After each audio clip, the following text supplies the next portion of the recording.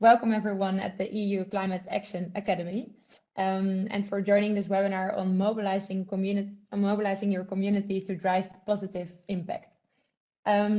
Before we start, I would like to share some housekeeping rules with you, which are on the next slide. So as you have noticed, when you joined the session, your microphone and camera are automatically turned off. Of course, this doesn't mean that you don't have the opportunity to ask questions related to the content of the webinar. You will be able to do so in the Slido Q&A function. In a few minutes, I will share a QR code that will allow you to join the Slido session. And there you can ask questions to the speakers, which will be answered at the very end of the webinar. In addition, in the Slido app, you can respond to polls. So during the webinar, there will be some questions that we would like to ask you. So be ready to respond when these pop up. And lastly, please be aware that this meeting is recorded, so we can share the materials with you afterwards. We will also be sharing this slide deck, so you can always refer back to the presentations of the speakers. So most of you will be familiar with the Climate Pact, but for those of you that are not familiar yet, on the next slide, we have some information about the Climate Pact. So this is an initiative that was launched by the European Commission, and it unites people around the European Union that are taking local climate actions. So it's a platform to facilitate the connections between people, but also allows to share best practices.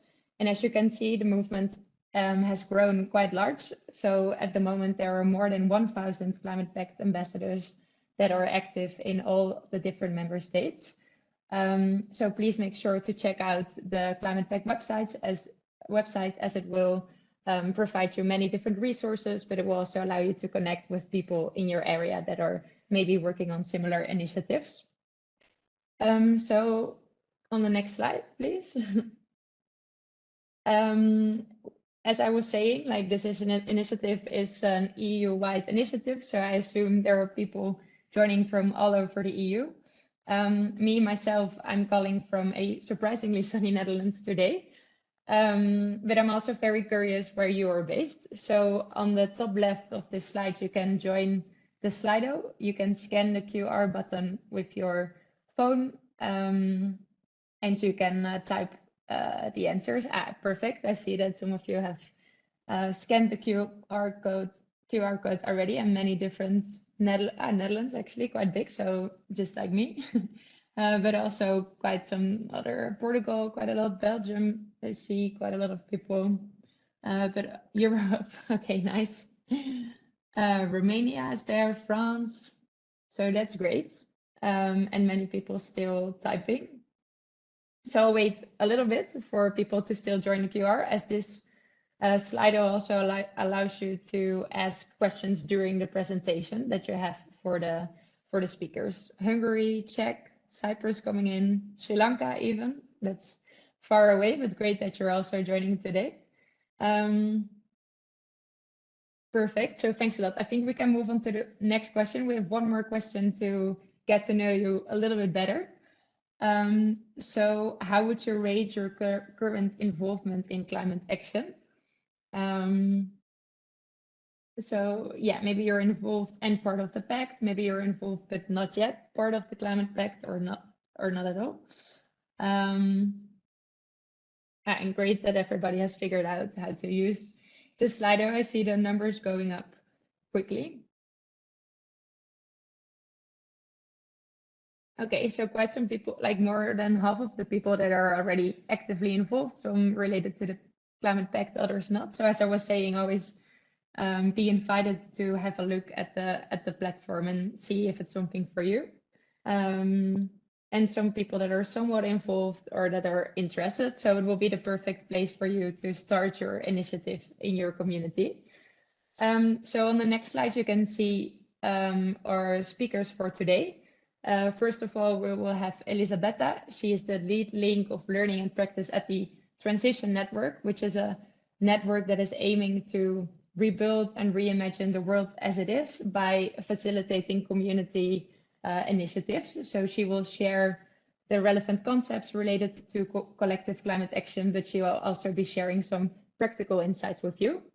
Then we have Elise. She is the Climate and Energy Officer at the Worldwide Fund for Nature, which is also one of the partners of the Climate Pact.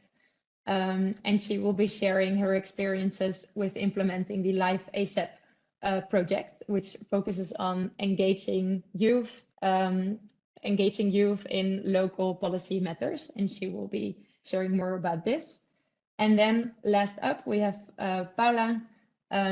Maybe some of you are familiar with her because she's one of the European Climate Pact ambassadors, and she is based in Portugal. And she will share her experiences and her lessons learned setting up a citizen assembly in her community. So thank you very much to all speakers for joining this webinar today, and we're very much looking forward to your stories. So first of all, Elizabeta, I invite you to switch on your camera and your microphone so we can listen to your story. And you can move the slides to start Elizabeta, her presentation. So a little bit further, please. Perfect, thank you very much. And the floor is yours, Elizabeta. Thank you. So hello everyone, my name is Elizabeta Zijlstra Jovanovska and I'm part of the Transition Network. And I have the role as a lead link of learning and practicing transition everywhere. And I'm here to talk to you about mobilizing your community to drive positive impact, and more specifically to share with you one possible model of community engagement. And I will start with something that you as European Climate Act ambassadors already know, and that is how people respond to polycrisis. So as you know, when people are bombarded with urgent but a bit vague messages about the crisis, climate change, economic instability, social justice, they often freeze and they don't know how to react. And that can feel a bit overwhelming. And when there are no clear or tangible ways how to act, many people disengage and they feel that their individual efforts don't make any difference. So all those very important messages about saving the planet, the time is now, or stop climate change, they're everywhere, but they feel a bit abstract on a personal level, or too big or out of reach. And the scale of the crisis can make people feel powerless. So it makes people ask themselves, what can I change? Or can I change anything? And we can go to the next slide. So to move from that paralysis to action, we need to focus on what is within our control. And that is the circle control, which includes our personal choices, our habits, and immediate actions. And that could mean things that we do in our everyday life, changing ways, reducing waste, or changing consumption patterns, or even how we engage in daily conversations about climate issues. And however, the change at the individual level alone is not enough. And this is why we have to expand our efforts into the circle of influence. And those are the spaces where we can shape change beyond ourselves, such as within our workplaces or schools, neighborhoods, or local communities. And this is the actual place where collective action becomes powerful. And this is where people can come together, can team up to organize community projects, can influence policies at a local level, and can shift workplace practices, and so on. And the broader circle of concern, or the external factors, those are the global issues like climate breakdown, systemic injustice, political inertia. They might feel overwhelming, but when we focus on our immediate spheres of influence, we actually create ripple effects, and they contribute to larger systemic transformation. And you as Climate Pact ambassadors actually play a key role in bringing those circles together, and you can help to translate the global climate concerns into meaningful local action, and you can inspire the others to do the same. So how people take action, and we can see that in the next slide. So when people are facing crisis, they usually take action in two key ways: by resisting harmful systems or creating alternatives. The resistance focuses on stopping or challenging destructive practices, and this can include protests or advocacy, legal action, policy lobbying, boycotts, and also direct action against industries or policies that fuel climate change and social injustice. The resistance is essential in holding power to account and also preventing further damage. And this is the way how we can push for systemic changes at institutional and corporate levels. On the other hand, there's a different way of taking action, and that's creation or building alternatives. And that is building and modeling the world we want to see. This can be also launching community-led initiatives, regenerative economies, food sovereignty projects, energy cooperatives, skill sharing networks, and they all provide real tangible alternatives to these extractive and unsustainable practices and systems. And those two approaches do not work in isolation, because resistance without creation is risking to leave a vacuum, while creation without resistance allows harmful systems to persist unchecked. So the most impactful movements embrace both, because they challenge existing power structures while simultaneously they demonstrate what is possible. So they give people not only something to fight against, but also something to work forward. And we can now ask you to see what is your own preferred way of taking action in the next slide. So in which way your own efforts are going.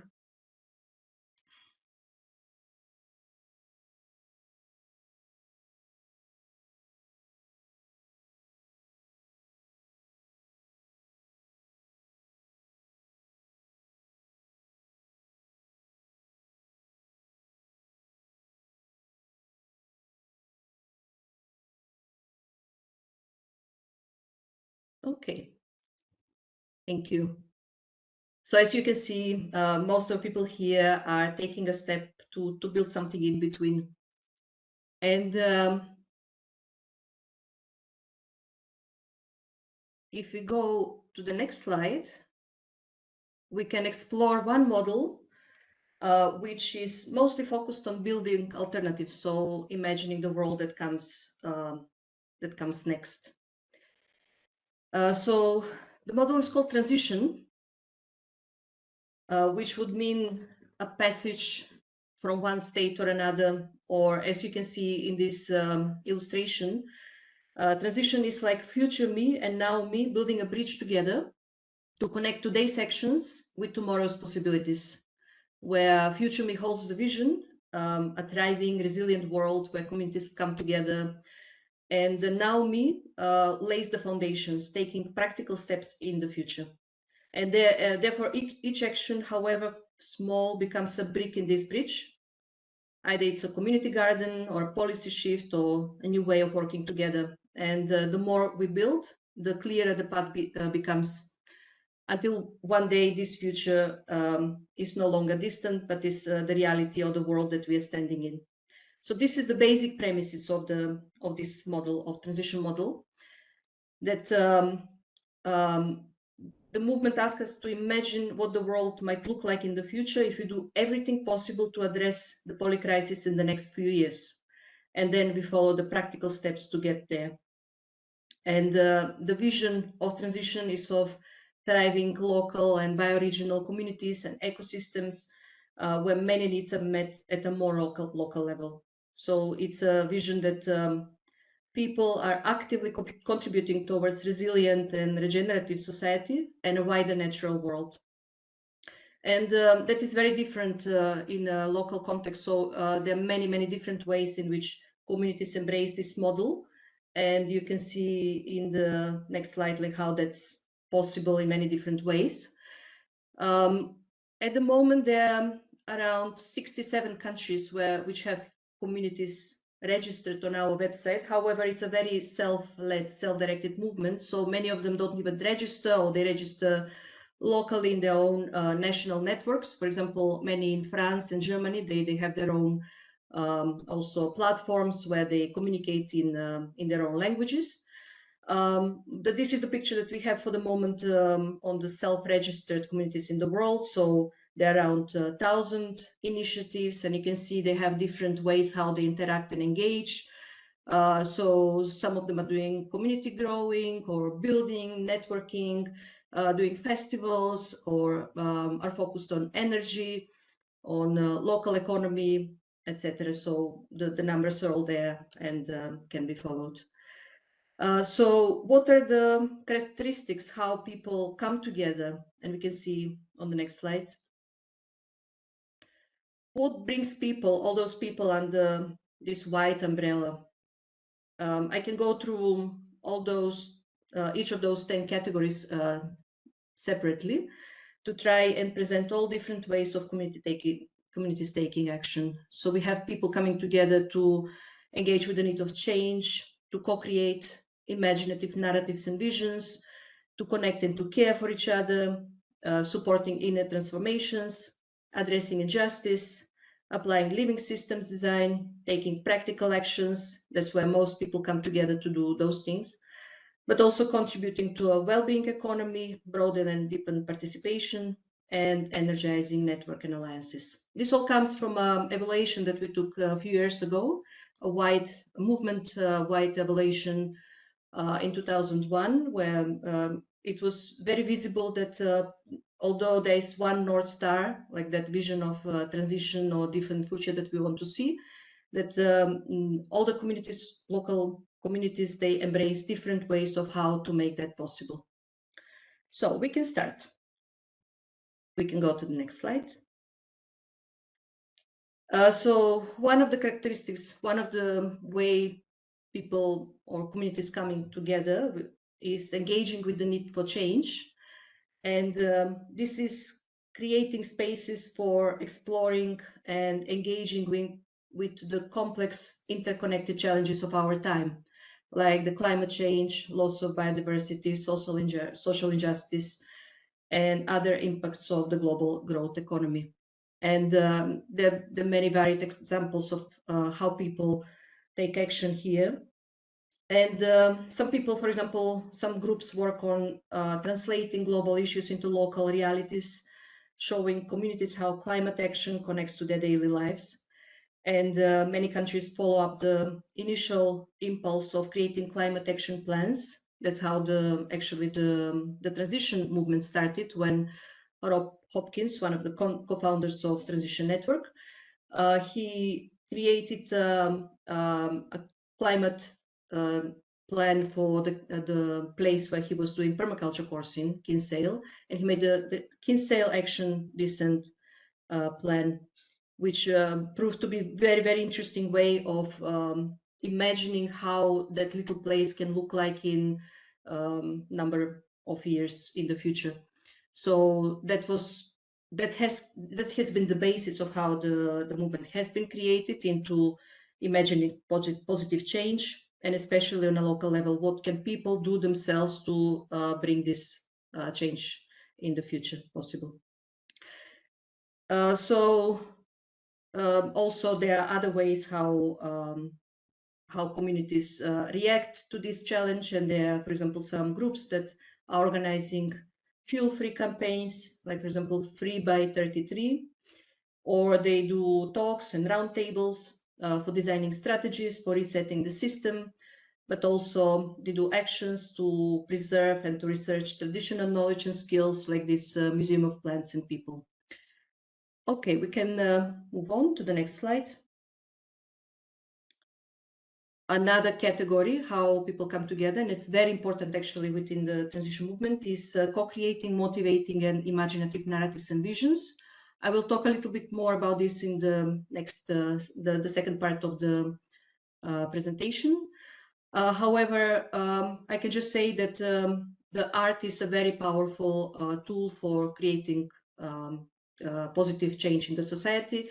So in many places, you can see amazing examples. For example, in Italy, this theater of improvisation for community social issues, or in France, the Festival of the Possible, or establishing civic imagination office, or even creating a city tour with a vision quest, how you can imagine the city of tomorrow.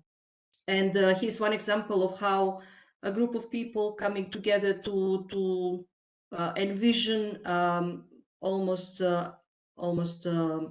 abandoned part of the city. How they come and bring a pop-up tomorrow. It's a type of event where they completely embody that future that they want to see in that part of the city, and therefore they move a bit the action towards creating that common screen in Tutin. Okay, can go to the next one. Another category is connecting and caring for each other, where we have some examples of communities coming together to offer nature connection activities, or to build social cohesion, community spirit, and mutual aid.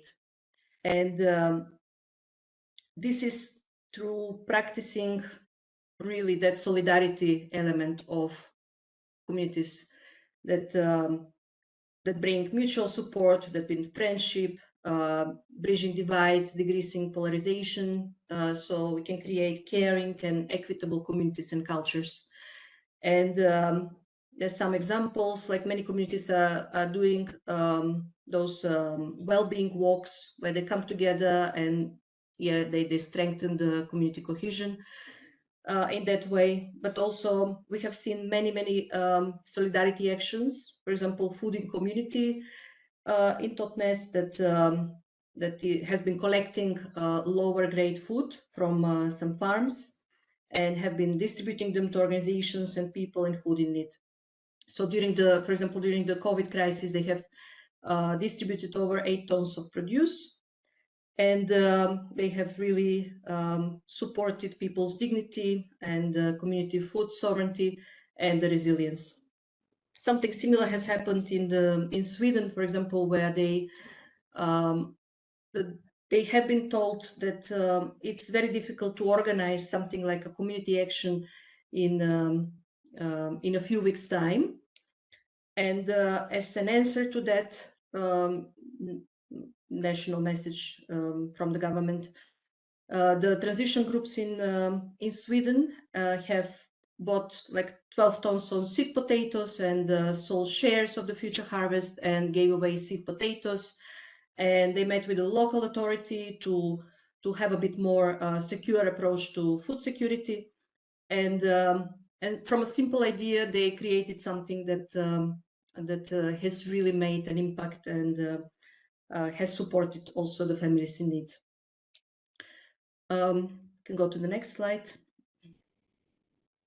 Yes, another characteristic is supporting inner transformations, and this is very much to support how people are coming together, and also the inner side of what we have to go through externally.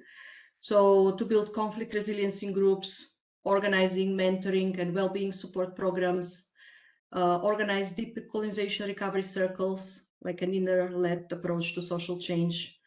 And also, for example, the Belgian group has created Inner Transformation online course, which was very popular and attended. So there are many ways in which also this dimension is being taken care of. Can go to the next. Addressing injustice and social justice. There are also examples which are very powerful and such as this project in Italy, Dignity in Campo, Dignity in the Field, to protect agricultural workers from exploitation, then delivering somatic practices like body-centered seminars to unlearn white supremacy, deliver the honor tax initiative. For example, that's a voluntary tax paid to the original inhabitants of that area where that community group is based, Cooperation Humboldt. There are many just transition talks and sharings, helping people go through difficult topics and themes. And also, for example, there's an event in Germany soon, exploring power and privilege, and with that, changing attitudes, beliefs, and action. We can go to the next. One of the, let's say, wider and deeper transition characteristics is applying living systems design, where all those individual actions are seen as part of the whole, like a mycelial expansion into the mainstream, let's say, or doing something that is important for everyone on all levels. And there are several examples here. For example, the citywide process in Bonn, where they have been working together with the government, with the local government, but also many stakeholders in the city to create a climate neutral city, Bonn for Future, we for the climate. And probably many of you as climate pact ambassadors are aware and or a part of this project. Also, the permaculture and social permaculture principles are seen as very important in supporting these characteristics, especially the ethics. And as it is a design-based model, the human-centered design is also taken into account. So it is from the people for the people movement. You can go to the next. So, as I mentioned earlier, taking practical actions is one of the characteristics that really has the most expansion or scope. And there are many different ways in which communities come together to, for example, reduce carbon emissions, increase resilience to climate change, do something about local food, promote renewable energy, green transport, waste, protect and restore land or water, and improve biodiversity and protect wildlife. And this is incredible because it works everywhere. So people don't have to live in eco village or somewhere isolated like in a bubble, but they can really take action wherever they are. And one of the more interesting projects that combines many of those different approaches or gives guidance on how to do actions in your own environment is transition streets, which has been developed in Totnes, but has since taken roots and been started in the USA, in Australia, and Belgium. So it is a model that really brings together several households and in one street or locality, and everybody works together to do something, however small, to support each other to benefit both the households, but also the wider community. We can go to the next. So another transition characteristic is contributing to a well-being economy. And this is very interesting because there are many interesting, many good examples around Europe that are working on creating, for example, developing local currency. However, that is not the only element of when we say well-being economy. This is also reimagining the whole economy system. So both with alternative banking and currencies, but also with LED systems or time banks or gift economy, community exchanges, and the starting question here is, as this new local economy emerges, what might be a vision for an exchange system that would best support it? So this is, instead of measuring progress by economic growth alone, the well-being economy values social cohesion, environmental health, and quality of life. And by promoting all those possibilities, for example, cooperatives or local currencies and sharing economies, then the communities can shift towards more regenerative systems. Can go to the next.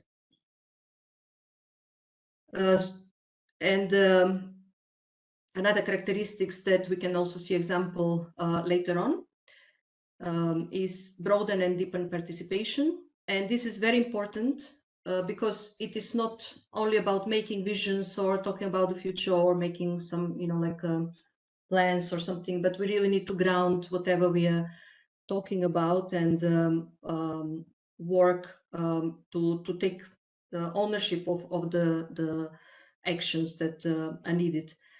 So here we can mention the participatory democracy, for example, the citizen assemblies and influencing political debates or processes, and broadening participation. It can be in many different ways. It can be talks or local festivals, events, gatherings. So this is the engagement here is the key. For example, the citizen assemblies, participatory budgeting and grassroots organizing. They all ensure that all the decisions made, they reflect the community needs. And groups in transition are known to be using tools like sociocracy or holacracy, deep democracy, participatory democracy. So many groups work on supporting distributed and engaged decision-making processes. And for example, the big group of people that you can see in one of the pictures is from this February, where more than 120 people from England and Wales came together to collectively shape and own a vision for their future at their transition assembly.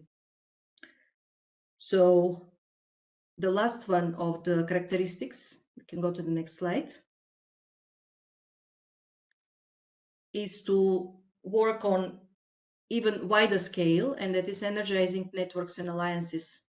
And this is incredibly important because it's not about following something named or trademark. It's actually very much our shared future. So the whole Europe needs to collectively come together, whatever is starting on a local level, in whatever name we're using. It's important what we're doing and how we're doing and how we collaborate with all the actors that are working in the same direction. So starting from the local community, but also building networks, coalitions for learning and support, for mutual aids and local resilience, and also nurturing social enterprises.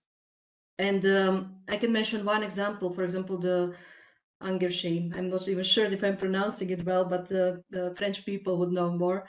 And that's a little city, very small city, actually a village maybe of 2,000 people that has really became famous in France and wider because there was a group of people in the leadership, especially the mayor Jean-Claude Mensch, who has adopted those transition principles, and together with the citizens of the place, they have done really amazing things even in the first year of that process. And I can just mention a few. They have introduced more participative democracy. They have launched their own currency, the Radish, they call it. It became a fair trade town, formed citizen forum about renewable energy. They mapped the biodiversity of the area, returned the former waste heap created by mining to nature. They made the solar thermal installation at the swimming pool, installed wood biomass boiler. There's so many examples. Like if I'm just on the first third of the list, really. But they completely banned all pesticides and herbicides in public areas. They bought a working house to help with local food production. So the whole focus is on the collective, how they worked with all the actors in the community, created a very strong local network and have made those things possible for everyone to thrive. Okay, so it's been a lot, I mean, with examples. I hope I'm not overwhelming you. And on the next slide, we can see what all those actions taken have changed from what we have seen from that evaluation in 2001. That has indicated that this model of taking community actions in different fields or categories has brought more awareness of the crisis, has reframed the cultural mindsets of people and communities, has created regenerative narratives and visions of alternatives to the dominant paradigm, has has many projects that demonstrate regeneration, like building that alternative that we want now. Has helped to build social cohesion, solidarity, community resilience. Also has made people feel connected, organizations and networks to feel connected and to find common purpose, to collaborate. Has distributed network governance, collaborative participation, collective decision-making. And most of all, participants in the movement feel a global connection, like being part of something bigger. And this also has wider impact. For example, you can see in the next slide. This year's we are marking 20 years of existence of the transition model, and we have noticed that it really has a mycelial growth, like it really spreads around, like whatever has started maybe as a transition group, but has spread in many different ways. So it has become part of, for example, of policy making, mutual aid systems, and larger cultural narratives. So what starts as a small local initiatives can really ripple outwards, so it can catalyze broader change. So in that way, the transition model is like a practical roadmap, and it's not really just an idea, but it's a structured process that helps communities move from vision to action. We can go to a question now for you. So you have seen several models, several ways of how communities take action. What would be your own preferred way of working with the community?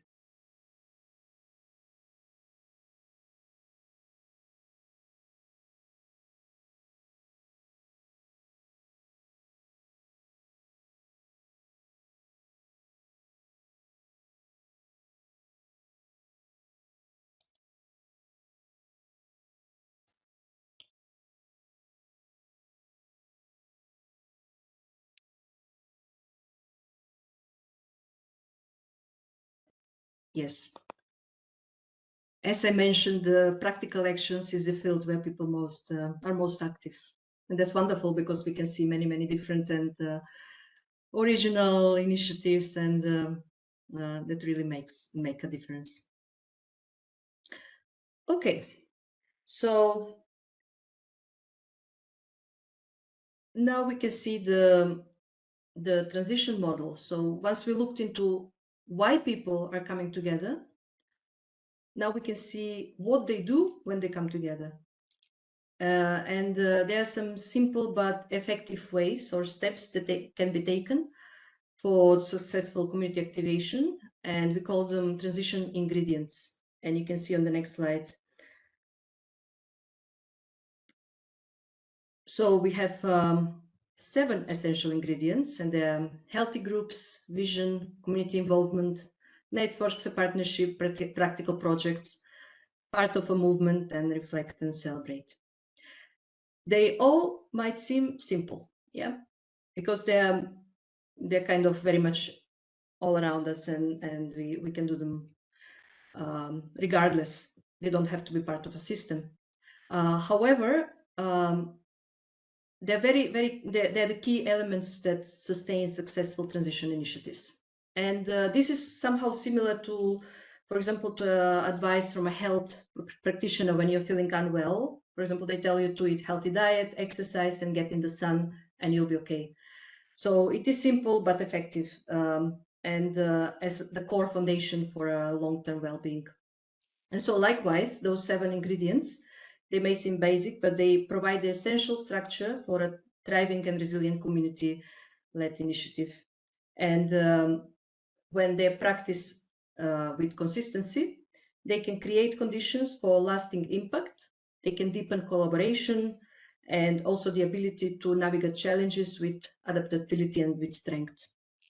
And within each of those categories, you can see in our website, you have some steps and guidances that are easy to navigate, some toolkits and suggestions for the groups, which they're completely free to use, to reuse, adapt, and to change depending on the reality of the groups and the context also where they are. And these resources and guidances are designed to be practical and to be flexible, And they recognize that every community is different and will have its own priorities and challenges and also opportunities. So they're not a rigid formula, but they're like an offering that helps the groups shape their needs, whatever fits their needs, and to ensure that their work remains relevant and impactful over time. So in the next slide, we can see how, for example, those ingredients come together that can be seen easier with a visual representation. And in the early days, somebody came with an idea to represent them in a form of a transition animal, which can be a dog or this. I mean, every group takes their own preferred animal representation. And this concept illustrates the vitality of an initiative by comparing it to a healthy, well-functioning animal. And each part represents essential element that contributes to success and resilience to the group. So, for example, the 4 legs are the foundation that each group requires a solid foundation, such as well-functioning group that operates effectively, cares for its members, then also active engagement with the local community, strong partnership and networks, and the 4th one is hands-on projects that bring transition to life.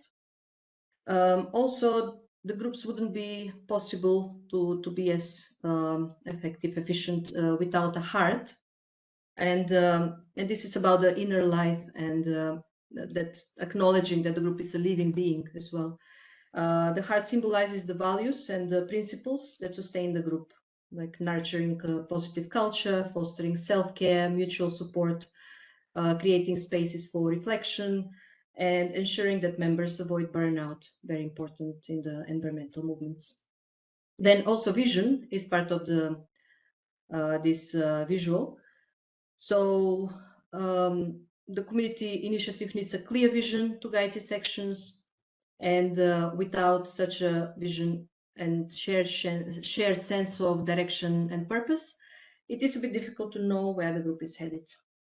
And the tail would represent the sign of aliveness and thriving initiative that the group should focus not only on work, but also to create spaces for social connection, for fun, for celebration, reflection, and strengthening relationships and motivation. And this is all placed in the context, of course, where the group is situated. We can go to the next one. The whole framework, how we work together, is based on the head, hearts, and hands model. And this is that we use the head, for example, to represent knowledge and strategy and critical thinking, the hands, practical actions, and the heart embodies the emotional and relational aspects of our work. We can go to the next. So I mentioned that I will focus a little bit more on the dynamic framework, and that is radical imagination, what we're doing to change the narrative and to bring forward different positive vision. And this is a 3-stage process that helps us envision and discuss the changes we want to see, whether for our entire community or for specific areas of focus. And that 3 stages is said, what is, what if, and what next. What is invites you to explore what is already happening by identifying what is not working, what needs to change, and what should be preserved. In the next stage, what if? Here we are really using our imagination to spark some ideas of the group, to create a vision for the future of the community or for the specific area that people are working on. And what next focuses on the pathways that people take from those ideas that are generated earlier. And here we need to really make concrete actions for the future. So this process encourages collaboration and co-design, creating spaces for tensions to arise and to be addressed together. And this helps build a sense of shared ownership and solidarity, and to lay the foundation for meaningful collective change. And we can see a few examples. I'll just go briefly through them, but you can explore them in your own time. Town Anywhere is where people come together to do some visioning, conceptual placemaking, co-creation. And this has been developed by a team of artists and has been experienced as a workshop by many communities in the last 10 years. We can go to the next one.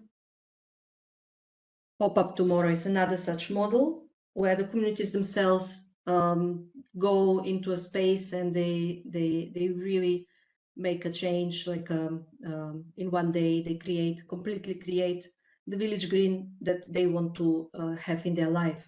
And from there, some real, very interesting and real possibilities emerge. We can go to the next one. How to fall in love with the future. So maybe you have seen this photo before. This is Rob Hopkins, the co-founder of Transition Network. That for years now, he's running different courses or workshops and lectures based on also his books, what he's writing, but also his exploration on how to bring imagination into our actions. And he's sharing the tools and practices that he uses to bring the future today, now, and by using time traveling and finding ways how people can connect to all their senses and embody the reality they want to have. Okay, we can go to the next one, a few more examples. So there's this is a project, Commando Jugendstil, a solar punk collective. They have created it in reading to bring some stories from the future that can help shape the design of today's policies. And also something that we will have happening next month, for example, where Oravand will guide people traveling to the future and bringing back stories that we can act upon. So you can see like there are many different ways in which people can take on with this possible model. You can see it in the next slide. There's a guide that we have really for you to explore, to check out how to go through this process, 3 stages process, and to make visions actionable. And to see, just to have a little bit sense of how that might look, I would like to invite you to a short journey with us today. And that's in the next slide. So we're going to travel to the future that you want to have and bring back memories from 2040.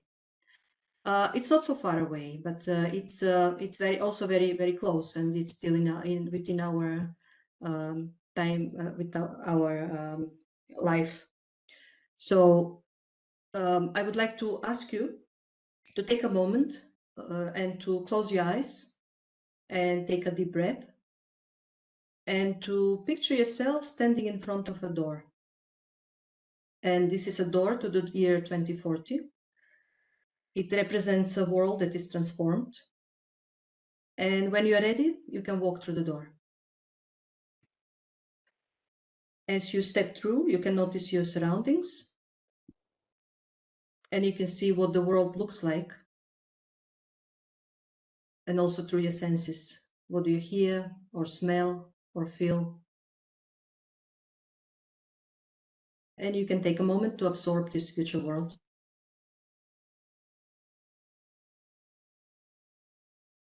You can also imagine your day in 2040. What are you doing? Who is with you? What do you feel? Also, what changed in your life and in your community?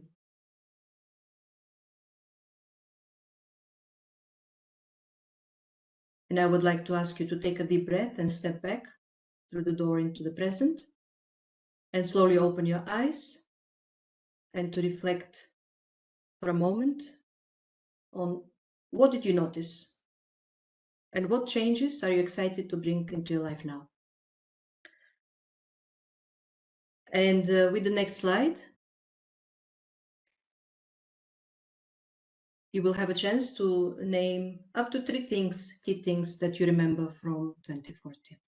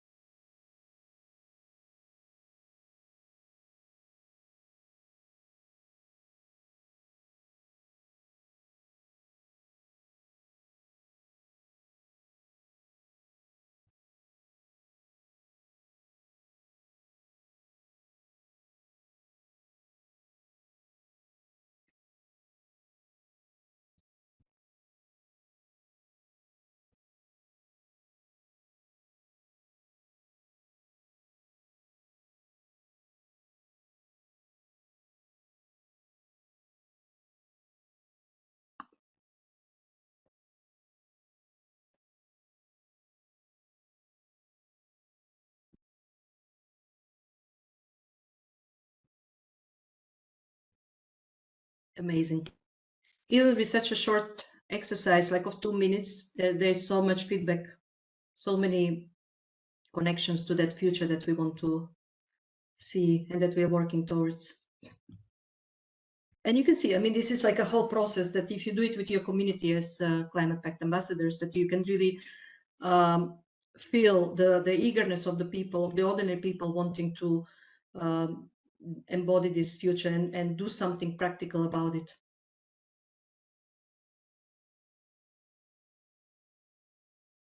So we can just move on just to, so this was just a tester taste, and we can move towards the closure of this exploration of the transition model.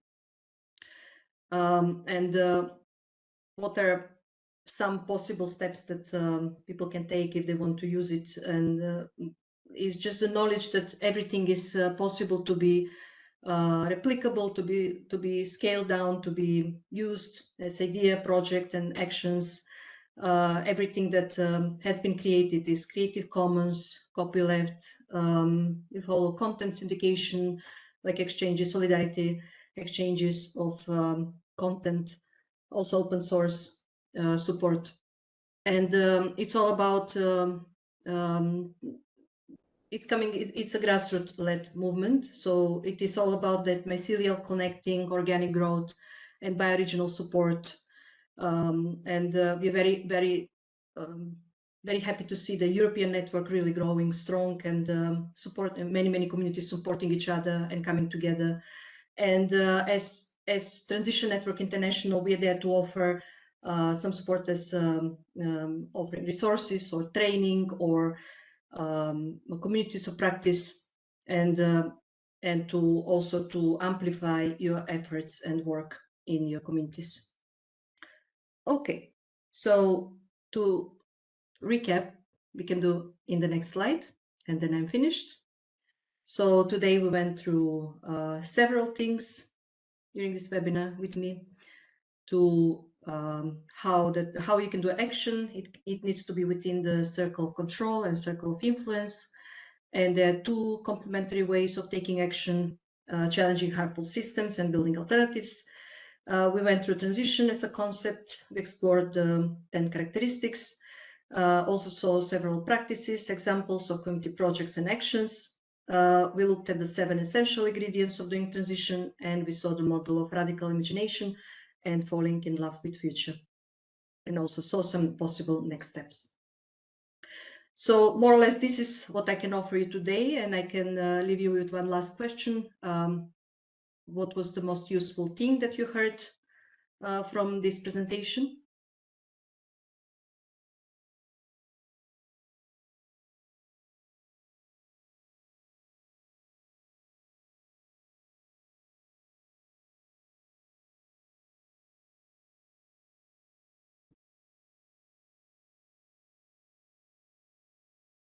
Okay, thank you.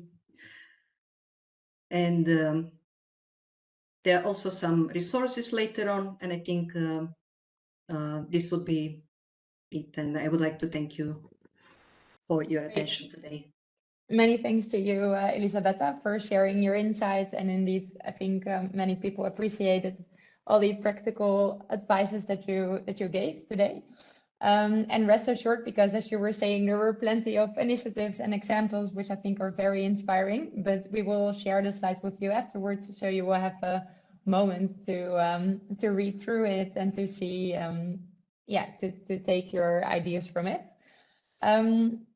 So then we can continue to the next speaker. I would like to invite Elise. Thank you very much also, Elisabetta. And then Elise, we were very curious about the EU Life ASAP project. So tell us all about it. Thank you. Thank you, Meryl. So, hi everyone. My name is Elise. I work as a climate officer at WWF Portugal, and today I will be sharing with you our experience within the Life as Up project with fostering youth engagement in local climate action. Next slide, please. The Life as Up project aims to accelerate climate action at local level by enhancing cities' access to climate policy assessment and advice and supporting their engagement with citizens. So clearly a project that is linked to the EU Climate Pact objectives. The project is initially operating in 4 member states, Portugal, Hungary, Sweden, and Romania. But our aim is to reach as many EU cities as possible. Next slide, please. So why cities? In Life as Up, we are applying the methodology developed within the One Planet City Challenge initiative, which is a long-time WWF initiative. And we focus on cities because cities are home to more than half of the world's population, and they generate over 70% of CO2 emissions worldwide. So we focus on cities because they have a critical role in the global response to climate change. Our project, Life as Up, is structured around 3 work pillars, but today I will be focusing only on one, which is all about raising the awareness and mobilizing citizens, in particular young people, for co-creating local climate solutions. So this is also tied to what Elizabeth just shared. Next slide, please. And why this link between public engagement and cities? So as you all know, local governments are our closest democratic entity, which opens many opportunities for public engagement. Of course, city administrations face many challenges in what comes to public engagement, for example, lack of resources, human resources or financial resources for carrying out this type of activity. But in reality, local governments have high potential to reach their citizens and move together in this transition path. And inclusive and participatory democratic processes are also essential for a true, just transition. So moving on to the next slide.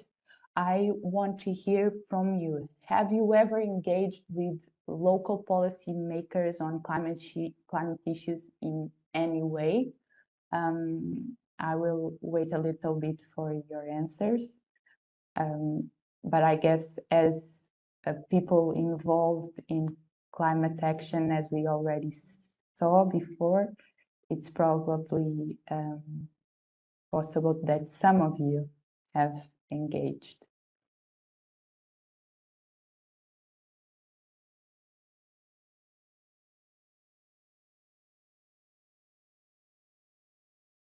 I will wait just a little bit more, but I can see that the answer is divided between those that have participated occasionally and those that don't have participated, but because they feel they haven't had the opportunity so far.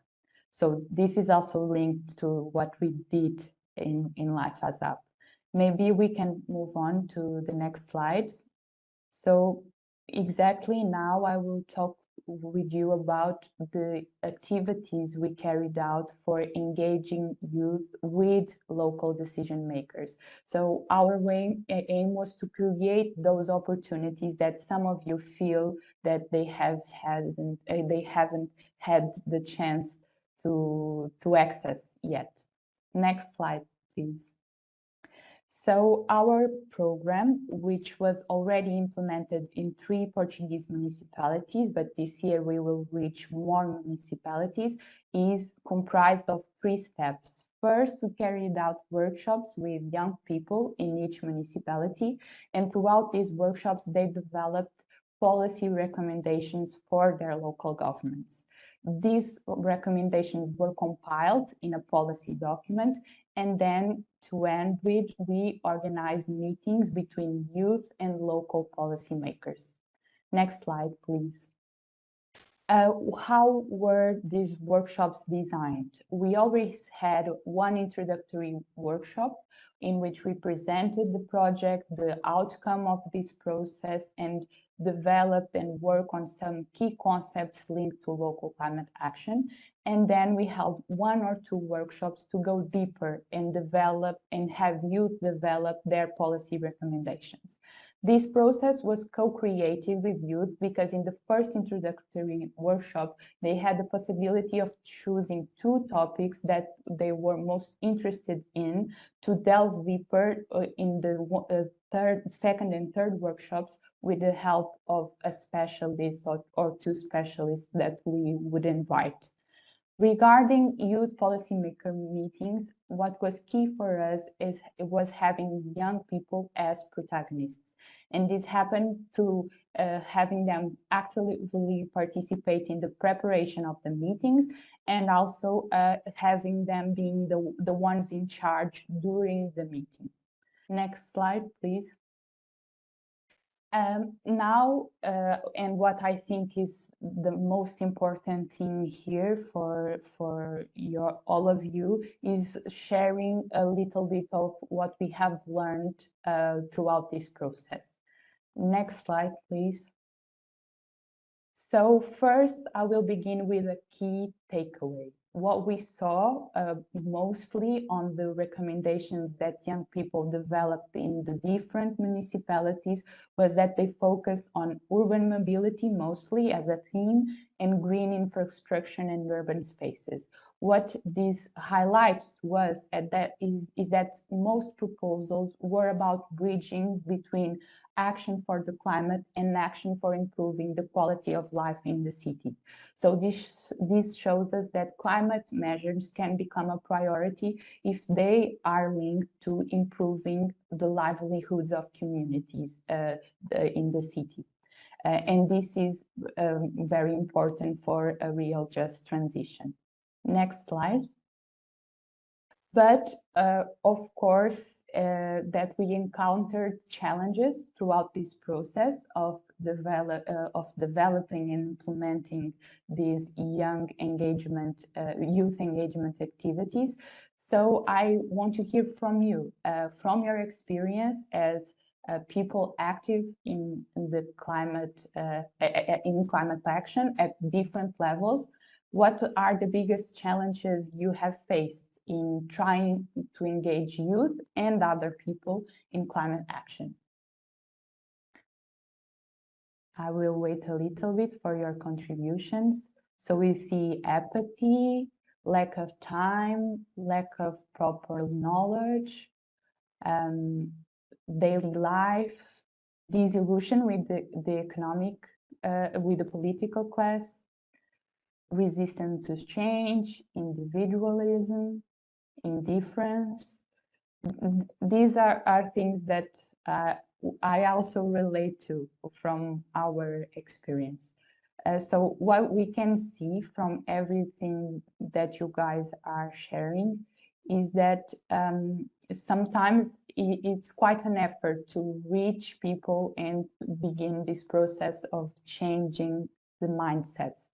But it's possible, and I want to move on to the next slide to share a little bit our challenges and how we tried to overcome them. So first, we had some difficulties in recruiting young people to participate in the workshops. And to overcome these, and the reasons why I think people are sometimes skeptical to participate is time constraints. They have several things happening in their lives, and it might be difficult to make this a priority. But to overcome this challenge, we tried several strategies for recruitment, including social media apps, ads, contacts with local youth groups, contacts with schools, universities. We also used the local government's dissemination and communications channels. And this is linked to another thing, that we had the need to adapt the length of our recruitment period. And what we found is that we need to find the right balance, and it's not very easy sometimes, between having a period that is long enough to try different strategies for reaching out and having time to deal with setbacks, but also not being too long that it can cause disengagement. The second challenge we faced was about having a methodology that could be adapted for age-diverse groups. This was a consequence of the first challenge, because as we recruited in many different places, we had, in some instances, age-diverse groups where young people had different levels of prior knowledge regarding the topic, and this sometimes led to having older participants expressing some demotivation. So what we feel is that now when we replicate our methodology and our program, we really need to harness the potential of that diversity and find new ways of doing that. Finally, we had some difficulties in keeping youth engaged throughout the whole process, but we feel that the best way to spike that motivation is make very clear what they can get from this experience. And this can be things like, how will I make a contribution towards my community? What kind of competences will I develop? Things like that. Next slide, please. To end with, also because I'm running out of time, I want to share our main lessons learned. The first one is about empowering youth in their role as citizens. And I think this applies to citizens of all ages. This is because we felt throughout the workshops process that many times young people said that they had doubts about whether their opinions really mattered. And what we tried to, throughout this process, was making them feel that their opinions are valuable, even though they might not have as much knowledge as the policymakers that they will encounter in the end. The second very important thing is that we learned that discussing proposals for the city, for local climate action, makes things more personal, more specific, more concrete, more relatable, and people can feel as experts because these are things that they encounter in their daily lives. And this feeling of being an expert also promotes self-confidence. Another important thing is the value of participatory approaches and co-creation. For us, this was key because it promoted the young people's ownership of the process. We were also able to gear and tailor the workshops to their specific interests and specific reality. And we were also showing in very practical terms that our opinions were really taken into consideration. A fourth lesson learned is that it's very important to prepare youth and decision makers before the meetings, about the purpose of the meeting, the possible outcomes, and possible setups as well. For youth, this implied, for example, discussing with them what were the possible accomplishments of the meetings to avoid frustration, and frustration can lead to demotivation for participating in the future. So we really want to avoid that. and also explain to them the policy development process, and that it would be possible that policymakers would react by saying that they lack resources, there is legal constraints or other kinds of obstacles to implementing their idea. Another important thing on the part of decision makers was to make them understand that the youth recommendations wouldn't be most probably ready to implement ideas, because that is part of the difference between citizens being citizens and policymakers being policymakers. But they should face this opportunity as exactly an opportunity to have real feedback and understand the needs and wants of their city residents. And finally, we tried to foster an environment where they understood that disagreement is normal, but they should engage always with respect for one another. Finally, to end with, I want to share our last lesson, which is about also preparing policymakers to give feedback and actively engage, and not only be there to listen, but also have a commitment to share and to provide an honest reaction to young people's suggestions. We feel that this is all very important lessons to create mutual understanding and create real and open dialogue, which was the purpose of this process, and try to overcome one of the obstacles of public engagement, which is exactly skepticism regarding the value of these kinds of things, both from the sides of citizens and policymakers and decision makers. And that's all. Thank you.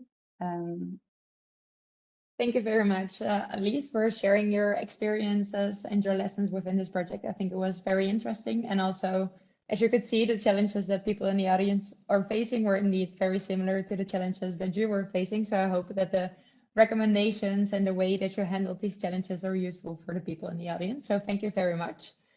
Then I would like to invite the next speaker. So Paula, please open up your camera. There you are. Hi, thank you very much for joining today. And we are very interested to hear about your experience with also a local initiative. So please feel free to share. So thank you, Meryl, and thank you also, Elizabeth and Alice, for your presentations. And hello, everyone. So my name is Paula Cardoso, and I'm here as a European Climate Pact ambassador and as a member of the Citizens Forum, a Portuguese non-profit organization that was created to promote citizens' assemblies as a means to enhance the quality of our democracy. I'm excited to share insights on how these assemblies function and why they are crucial for democratic participation in climate policy. First, I'm bringing some context, some background on the advantages of these processes. And after that, we will explore a real-world example, the Citizens Climate Assembly in Vila Franca de Xira, Portugal. So let's get started with this context. I'm sure that you noticed that the political context today shows several challenges.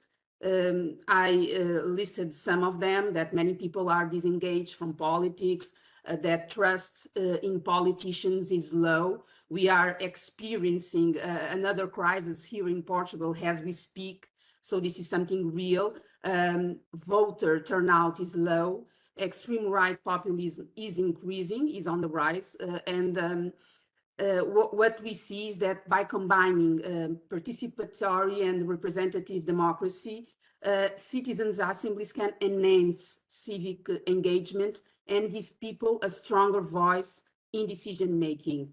Of course, that it's important to have this part of representative democracy, because for this process to make sense and to have to be effective, we need this commitment from politicians. We can move to the next slide, please.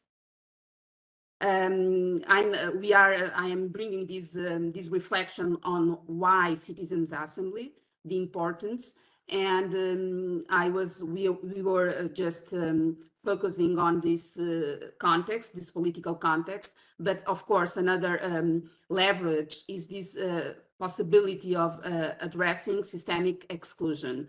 And one of the major benefits that at least I can see happening is that they include underrepresented populations such as Afro descendant and Roma communities. This is possible because we use the sortition we are going to see after, but this possibility to facilitate connections among people who might not otherwise meet, I think that this helps to somehow fight this polarization that we are dealing with. And of course, this when we have diverse people in the room, we are making hidden stories and experiences visible. At the same time, we are encouraging creativity and innovative survival strategies, because the way I see it, when different people with different resources work together, there's something new coming up from the process, and this is something that is helpful. And of course, when we have random citizens discussing everyday people problems, the focus will be on practical decisions that improve daily living conditions. It's not something that is theoretic. We can move now so that we can look we can have a real world example, which is the Citizens Climate Assembly in Vila Franca de Xira. This initiative led by the local government was part of a broader climate participation initiative to involve the public in shaping municipal climate policies. And we had a key question to participants. We can move so that I can show the process. Next slide. So the key question, thank you. The key question was how can Vila Franca de Xira, the Vila Franca de Xira municipality, better handle extreme heat? This was a question that was proposed by the municipality, because they have this policy with a lot of measures to fight, to try this climate transition, and they just thought that this was a good way to involve citizens. And of course, this is something that people are feeling more often, these extreme heat, and how can we deal with it? How can we better handle this situation? And what we did, we have this, just to guide you through the process, we start with this preparation phase, and with the question to start with. After, we have to decide how large would be this assembly. The municipality decided that 50 citizens would be something good to start with, because we only had 1 weekend for this exercise to involve citizens, because they needed to be inscripted. Then we will have the sortition at the end, but to start with, we need to have citizens engaged. And we did this through social media, press releases, and some events that were organized just to make people aware of the process, and that they could join the discussion and try to propose their ideas to handle this extreme heat situation. And in this process, another aspect that it's important is to know how diverse is the population. So we, as the Citizens Forum, we were working as partners with the municipality of Vila Franca de Xira, and we had to study the population. We need to know who is the population in Vila Franca de Xira, in this municipality, so that we could after make this sortition to ensure that those 50 citizens are representative of these populations. We used some categories like age, gender, nationality, education, parish of residence, and professional status. We in Portugal, we don't collect data on ethnicity, so it was not possible to add this category, but to try to do something that is similar, we just choose to add nationalities. So we can go to the next slide, please. For the deliberation phase, so we had the preparation to start with, and after we have the process happening. What we did, once the assembly was formed, so the citizens were randomly selected from this universe of those who decided to register, and we had this group to start the discussion. So the deliberation phase took place, guided by independent facilitators, and this is important because they are not there trying to see if the citizens are going to choose something that it's more adjusted to what the municipality wants, but they are there just to assure that the group is going to work and that the dynamics are going to promote that every voice is heard. This is why it is important to have facilitators and independent ones.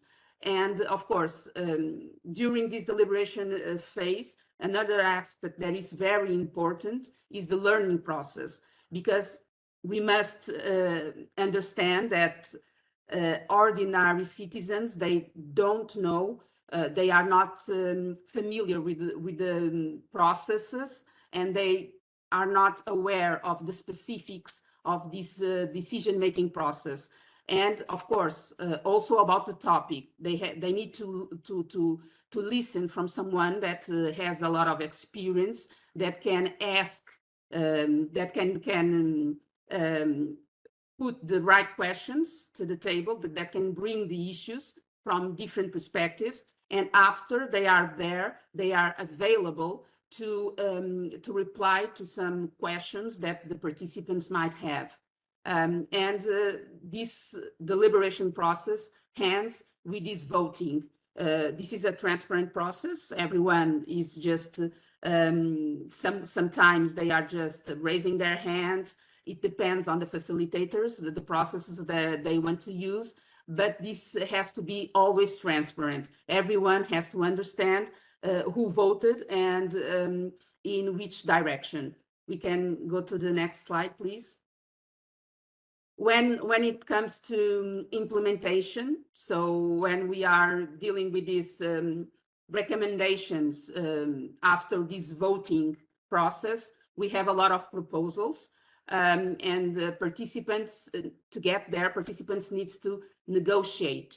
They have to decide which ideas should move forward. This is something that I believe that once again creates this possibility of working with people that are very different from ourselves, or from each one.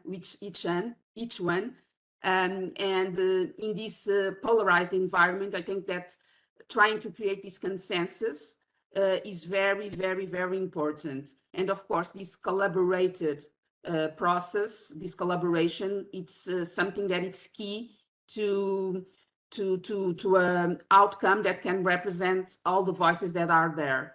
And during this process, it's also important to choose spokespeople to present the ideas of each group, because of course we have 50 citizens, but they are not working, all the citizens, the whole time together. We start with small groups, and only at the end, at an assembly, they are going to propose their ideas and to vote and to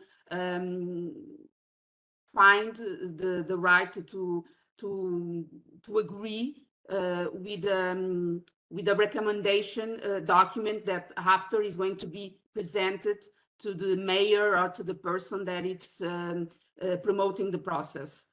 So next slide, please. After this implementation or these recommendations that these participants are going to propose, we have also to bear in mind that the follow-up process is critical because people need to feel that their voices are really being heard. Otherwise, this is going to be frustrating and it's going to add another layer of distrust in politicians. So some of the aspects or some of the recommendations that Fórum dos Cidadãos, that Citizens Forum, this NGO that I belong to, is bringing is this idea of picking some of the participants and appointing them as ambassadors to maintain the communication channel with the municipality. Another possibility is to connect with participants through email updates to keep them informed about the process. Why the measures are not being implemented, are they going to be, when, all these kinds of questions that often sometimes are being left aside. And of course, I think that it's really important for the promoter, being the municipality in this specific case, to publish a report to share outcomes and the next steps with the wider community, not only with those who participated. Next slide, please. Just to of course, I think that this is a way to go in terms of participation, but of course we have some opportunities and challenges. I will start with these takeaways in terms of knowledge that we can bring from these processes, that we can assess participants' understanding, of course, of climate change before and after the assembly. This was something that the municipality did through a survey. They applied the same survey with the same questions at the beginning of the process and after it ended. So just to assess what citizens learned about the process and if the learning process just worked.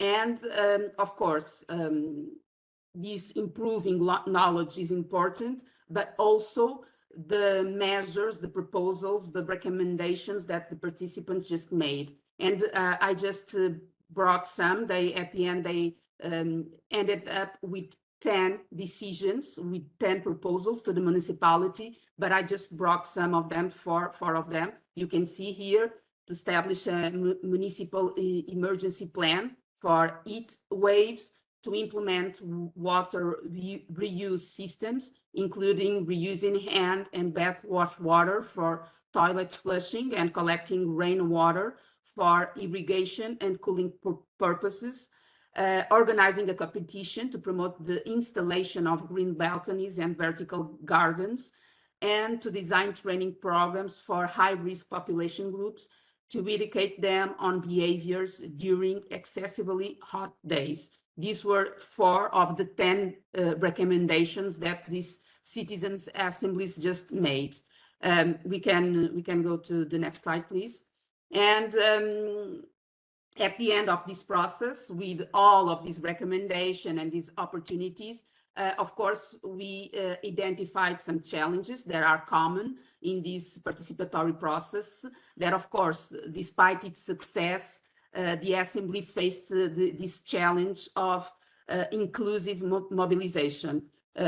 We tried our best to reach underrepresented groups, but at the end, those 50 that were randomly selected were not representative of the diversity of the municipality of Vila Franca de Xira. This happened for a reason. Those who registered at the beginning were not as diverse as we were expecting them to be. And of course, I just mentioned before that we don't collect data on ethnicity in Portugal. So it is more difficult to guarantee that we are going to have this diversity in the room. There's another thing about this assembly that was about the incentives for participation. We defend that offering compensation to engage disadvantaged people, it's important, it's part of the process. This is something that it's done internationally, but in Portugal, we are still reluctant in adding this aspect to the process. So politicians are afraid of being misunderstood, of this interpretation that sometimes comes up that they are paying citizens to decide, in a sense that it's more the sense that they would like the decision to be done, to be made. Of course, we have also the time constraints. Alice already discussed this during her presentation, because it's not easy to engage common people, everyday citizens, everyone, to join the processes, because we have, of course, a lot of things going on in our lives, and it's not easy. That's why it is so important to have these compensations to participate. And of course, the political commitment, I would say that it's something that it's also very difficult to guarantee, because the politicians are mobilizing the process, are saying that they want to hear citizens, but at the end, what we are seeing often is that the recommendations are not being implemented. We have a lot of explanations for this outcome, but it is very important to ensure that at least a percentage of the proposals are implemented, and to provide also a timeline for their execution, so that citizens feel that their time was worthy. So in summary, citizens' assemblies, I would say that they provide an innovative way to involve people in shaping climate policy, and while challenges exist, because they are there, their potential to create fair, inclusive, and democratic solutions is clear. So thank you for attending today's webinar. It was a pleasure to join the discussion. Yeah, thank you very much, Paula. It was also a pleasure to hear about your experiences with organizing a citizen assembly. I think it was super interesting and relevant, not just in Portugal, but I think in any city in the EU, this would be something that would be interesting. So during your presentations, we have received many questions from the audience. So it would be nice, Paula, you can stay on with your video and your mic, and I'm also inviting Elizabeta and Alice to join for this last part of the session. So everybody asked some questions that usually relate to one of your presentations, but please feel free to comment and to share your thoughts. So starting, Elizabeta, with you, when you were talking about the transition, the characteristics of transition and community-led activities. Somebody was wondering, so she or he himself is very active and engaged with these type of community-led initiatives, but struggles to reach out to those that don't really see the value of these type of action. I think it was also mentioned as one of the challenges in the other two, like the apathy or the feeling that you can't really make a difference, or you don't really care. Like, how do you have recommendations, maybe also for the others, to really attract this group and to activate this group? Yes, yes. I think the way to engage people that are a bit uncertain on how they can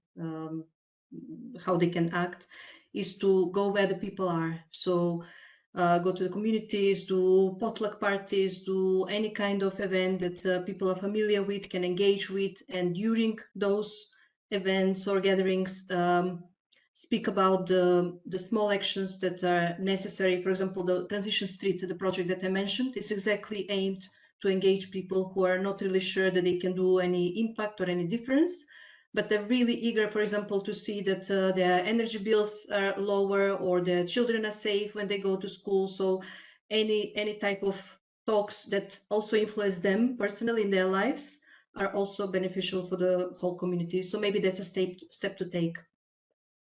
Yeah, I think it was one of the things you mentioned too, right, Alice? Like really emphasize the benefit, like what's in it for you on a more personal level. I think that's a good takeaway. And kind of related, but somebody's also wondering, like I started something, but so far it's kind of small scale.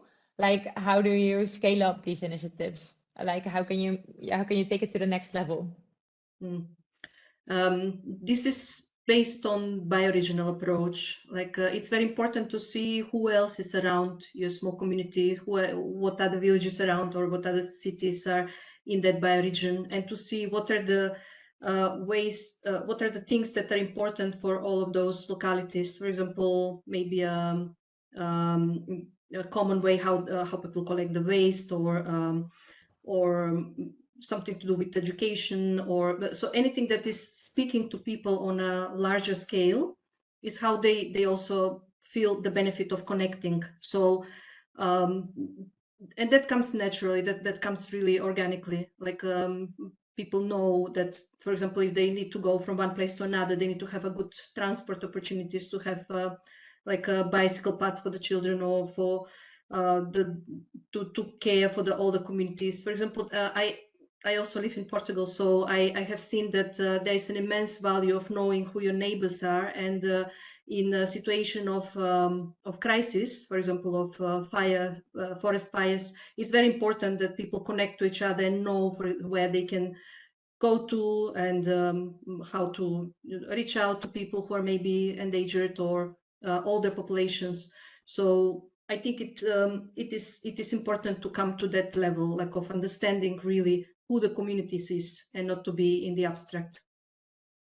Okay, that makes sense. Thanks a lot. Yes, please, Alice. I just want to add that one thing that might prevent projects from increasing their scale is capacity. So if you are starting small, one way of increasing your impact is always investing a lot in partnerships, connecting and promoting synergies with other projects, with other people that want to be part of your community and maybe replicate it elsewhere. So that's basically it. Yeah, so really try to search for networks or similar-minded projects, or to find these synergies and combine resources. That makes sense. Yeah, thank you for adding that. Then, at least for you, there were also some questions incoming. So you mentioned that you tried several strategies to reach out to youth, to make sure that you were appealing for different types of people and maybe for different age ranges. But like, what were your experience if one thing was working better than another thing, or something that worked particularly well, or was it rather a mix that worked well here? I think the thing that worked the best, and maybe we should have been able to see this before it took place, but the thing that worked best was meeting people where they are at, just like Elizabeth said. So this means that the contacts that were more effective were the contacts with schools, universities, and local youth groups. So instead of just going to social media, for example, people through our social media ads campaign, they reached out to us and said they were interested, but then very few kept engaging, and they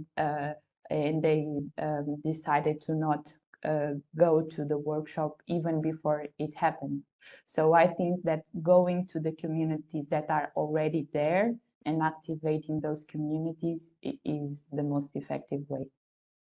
Yeah, okay, sounds good. I just had something about communities, because I think that it's not only about going there from time to time, but to try to create this relationship with local leaders, because all the communities have someone that it's there representing their voices, and it's really something that changes the game when we can connect with these local leaders. It really helps for the whole community to join the process, because they are listening to their leader. They are not listening to Paula or to Alice or whatever. So it's something that I'm doing with the Citizens Forum, because social media for underrepresented groups in Portugal, namely Black people and Roma communities, is not working at all. Because the message, because when we are communicated, we need to know who is the audience. And sometimes the texts are not designed to attract these kind of communities. Yeah, so you really have to adapt your message and understand who is your audience to ensure that they are engaged. That makes a lot of sense. So let me check, because there were some more questions. Yeah, this is still also for you, Elise. So somebody's asking, engaging with youth is finally becoming important, but how do we ensure that this engagement is meaningful and adds value within the next steps after getting their engagement? I think this is something you also referred to, Paula, like only we have to ensure that a percentage of the recommendations is also taken on board. But how did you experience this, Elise, or how do you ensure this follow-up? We had difficulties with having local governments commit to implementing a percentage of the youth recommendations. So our focus is that they had at least to give feedback. So just say, we won't proceed with this because, or we are already doing this in this way or the other way. So yeah, because we agree with this need to do real follow-up, but within our capacity, our focus is at least provide concrete feedback to the recommendation. Exactly, as a first step, and then the commitment maybe would be a second. But yeah, and indeed, I don't know, Paula, if you have something to add on that, because I think I would say that with this partnership with the municipality of Lisbon, with the Vila Franca de Xira, because we worked also with the municipality of Lisbon, but in this specific case of Vila Franca de Xira, the Fundação Calouste Gulbenkian Foundation, who was the one sponsoring the initiative, they made mandatory for the municipality to implement 20%, at least 20% of the recommendations. And this is something that is more concrete than just saying that we want to implement what the population is saying. So I think that it's something that need to be done more often, because when we worked with different municipalities, we didn't get this percentage. It was only something more, I don't know, theoric. It was, of course, we are engaging citizens. We want to implement their ideas, but at the end, this is not happening. And of course, making the commitment makes a difference. Yeah, and in your case, Paula, it was actually from an initiative initiated by the municipality even themselves, right? So maybe you would expect a bit more commitment then. But... No, the thing is that they, of course, they are promoting the process, but I'm not sure if it was not mandatory by the funding they just received to do this, if they would commit with the percentage. Maybe they would just say, of course, we are committed, but at the end, we cannot see, because this is something that it's really recent. It was last year, this Citizens Assembly on Climate in Vila Franca de Xira was held last year at the end of the year, and we don't have yet a conclusion of the process. They are still assessing all the stages of the assembly. And I would say that at the end of the year, maybe, because we don't know, because we are having elections in Portugal. So it's something that it's not as concrete as it should be. Yeah, I see.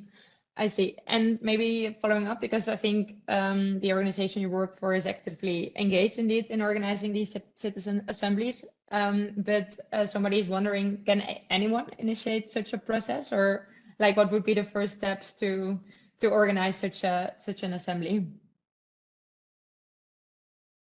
You have to, people can do it, but the thing is that it has costs. This is the problem, I would say, the main problem. It has costs.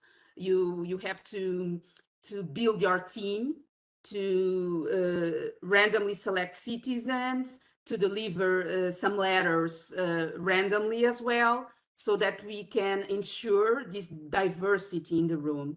So there are different stages, all the stages that I just guided the session through. And we have to have people there to implement there. If we don't have money to do it, it would be impossible, because we as Citizens Forum, we don't do it by our own initiative. We are partners with the local governments and the central government, politicians, and sometimes universities, just to implement the process. We are not starting the process.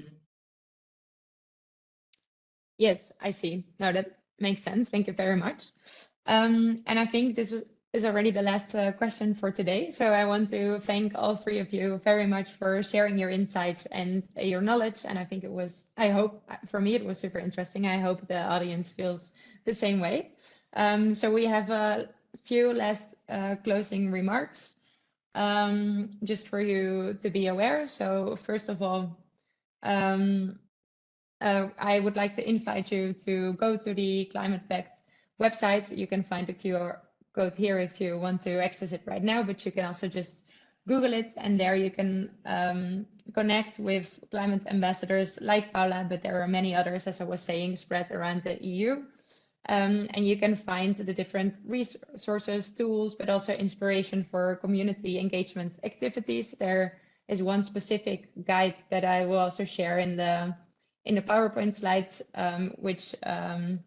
where you can find 6 different ideas for organizing something in your community. So if you can go to the next slide.